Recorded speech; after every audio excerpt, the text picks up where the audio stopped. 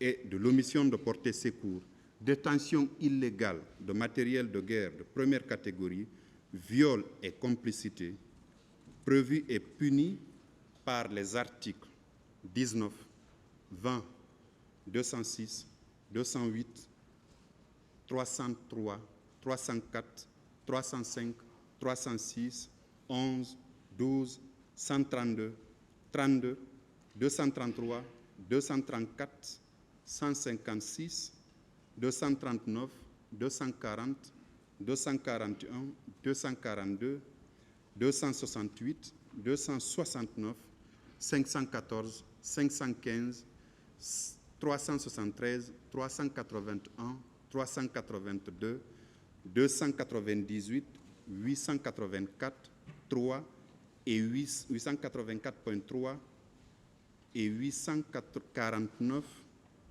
en ceux de crimes contre l'humanité et autres responsabilités contenues dans les dispositions des articles 194, 195, 196, 197, 198, 199 du Code pénal, 7, 25, 27, 28, 29 et 30 du statut de Rome de la Cour pénale internationale du 17 juillet 1998. Constater le décès de Mamadouba Toto Camara, suivant déclaration de décès numéro 021 657 en date du 27 septembre 2022, établi par l'hôpital de l'Amitié sino-guinéenne et par conséquent dire que l'action publique est éteinte à son égard. Retenir dans les liens de la culpabilité les accusés Moussa Dadis Camara, Moussa Tchegboro Camara, Blaise Goumou, Ibrahima Camara alias Kalonzo, Abdoulaye Chérif Diaby, Marcel Guilavogui, Aboubakar Sidiki Diakité alias Toumba, C.C. Raphaël Haba, Claude Pivi alias Coplan, pour des faits de crimes contre l'humanité par meurtre, assassinat, torture, séquestration, viol et responsabilité du supérieur hiérarchique. Mamadou Aliou Keita, Alpha Amadou Baldé, Paul Mansa Guilavogui pour des faits de crimes contre l'humanité par viol et torture. Pour la répression, condamné 1.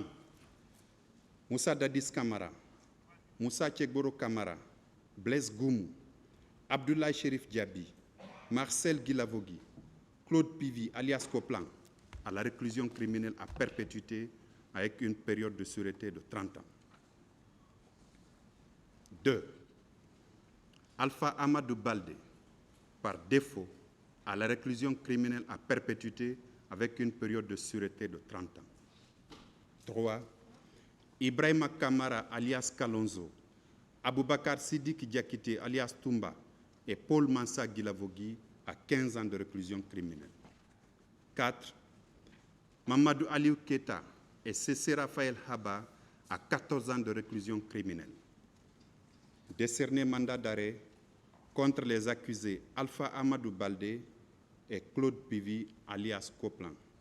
Le tout en application des dispositions des articles 6, 114, 116, 194, 195, 196, 197, 198, 199, 207, 267, 268, 269, 332, 232. Monsieur le Président, le principe du contradictoire est ainsi garanti. Aucun accusé ici n'a été interrogé sur les éléments constitutifs des crimes contre l'humanité. Aucun. Aucun accusé ici n'a été interrogé sur les éléments constitutifs de la responsabilité de commandement,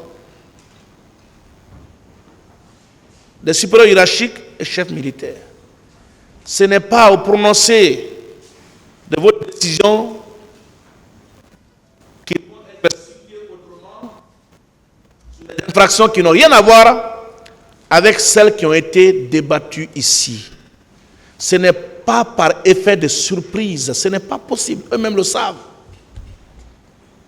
Je pensais, Monsieur le Président, honorable assesseur, qu'à un moment, ce parquet allait comprendre, capituler, renoncer à cette demande de requalification, parce qu'il sait qu'à ce stade de la procédure, il est impossible, juridiquement parlant, d'envisager la requalification. En tout cas, si c'est le droit qui doit se dire dans ce prétoire. Si c'est le droit qui doit être dit, c'est impossible. Monsieur le Président, Samori a rappelé une abondance de jurisprudence en parlant des arrêts rendus par la Cour de cassation française. Je serais très heureux de citer des arrêts rendus par la Cour suprême de Guinée, mais on n'en a pas en abondance. Le pauvre qui existe dans ce dossier, je suis fier de le rappeler. Nous avons pratiquement les mêmes textes. Nous exploitons les mêmes documents. Nous lisons les mêmes livres. Nous étudions en s'inspirant des documents français. Ce n'est pas un complexe de le dire, de se référer à la jurisprudence française. Parce qu'au moins là-bas, ils nous inspirent. Et Monsieur le Président, c'est tout le monde entier qui vous regarde. J'aurai l'occasion d'y revenir. Ce procès, c'est un des grands événements du siècle. La décision à intervenir sera commentée. Elle sera enseignée dans des universités en Guinée comme ailleurs. Si c'est une décision qui sera inspirée du droit, ça sera à votre honneur. Ça sera à l'honneur de la communauté scientifique guinéenne. Ça sera à l'honneur des universités dans lesquelles vous aviez étudié. Je pense que tous ici, sans exception, nous sommes tous fruits de l'université guinéenne. Je ne parle pas de ceux qui ont fait des études post-universitaires en dehors de ce pays. Même eux ont fini leur année de maîtrise ici avant d'aller approfondir ailleurs. L'université guinéenne ne sera pas fière de l'impertinence de l'arrêt qui sera prononcé par votre juridiction. Vous devez rester collé à la science, au droit. Monsieur le Président, je me permets de ne pas rappeler ces pertinences jurisprudences, rappelées ici par mon brillant et talentueux confrère. Je vais simplement parler d'un arrêt qui m'a intéressé, d'un arrêt qui a été rendu le 16 mai 2007 par la Chambre criminelle de la Cour de cassation française. Dans cette affaire, un prévenu avait été renvoyé devant un tribunal correctionnel pour violence ayant entraîné une incapacité totale de travail supérieure à 8 jours sur une personne chargée d'une mission de service public. C'est une personne chargée d'une mission de service public, et je me permets de répéter, sur une personne chargée d'une mission de service public. Ce prévenu a été condamné par les premiers juges sous cette qualification. La Cour d'appel de Riom, par un arrêt en date du 5 octobre 2006, l'a toutefois déclaré coupable non pas de violence ayant entraîné une incapacité totale de travail supérieure à 8 jours sur un agent chargé d'une mission de service public, mais sur un agent exerçant les fonctions de gardiennage ou de surveillance d'un immeuble à usage d'habitation, ce qui constituait une circonstance aggravante. Le prévenu s'est pourvu en cassation et il a fait valoir devant la Cour de cassation française qu'en qualifiant les faits sans le mettre en demeure de préparer sa défense sur la nouvelle qualification envisagée ou retenue, la Cour d'appel a violé l'article 6 de la Convention européenne de sauvegarde et de garantie des droits de l'homme, qui équivaut chez nous à l'article 14 de la Charte africaine des droits de l'homme et des peuples, et 7, si je me trompe, l'article 14 du Pacte international relatif aux droits civils et politiques, et autant pour moi 14 de la Charte africaine des droits de l'homme et des peuples. Donc, la Cour, dans son arrêt,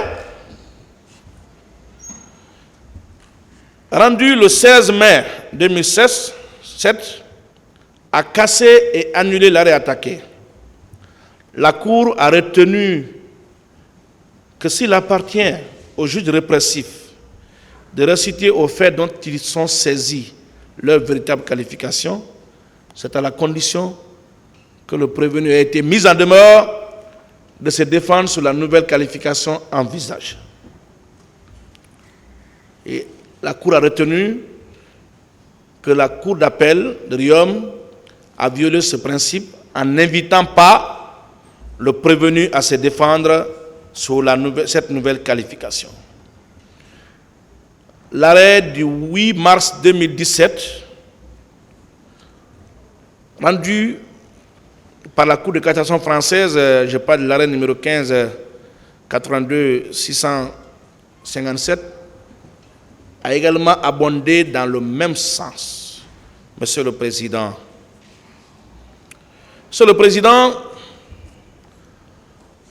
la procédure pénale doit être équitable et contradictoire et présenter l'équilibre des droits des parties.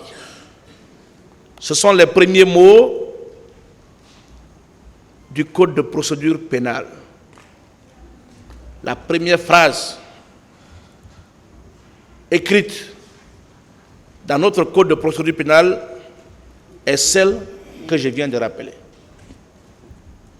Et au terme de l'article préliminaire, alinéa 8 du Code de procédure pénale, il est dit ceci. Toute personne a le droit d'être informée des charges retenues contre elle et d'être assistée d'un défenseur dès son interpellation ou sa détention. Monsieur le Président, ces dispositions légales nous enseignent ici que la requalification des faits doit satisfaire aux exigences du droit à un procès équitable, garanti tant par l'article préliminaire du Code de procédure pénale, 14 du Pacte international relatif aux droits civils et politiques, et 7 de la Charte africaine des droits de l'homme et des peuples. Monsieur le Président, aller dans le sens de la requalification serait violer le droit à un procès équitable, serait violer le principe du contradictoire qui s'impose à vous, Monsieur le Président, serait surprendre les accusés dans leurs droits.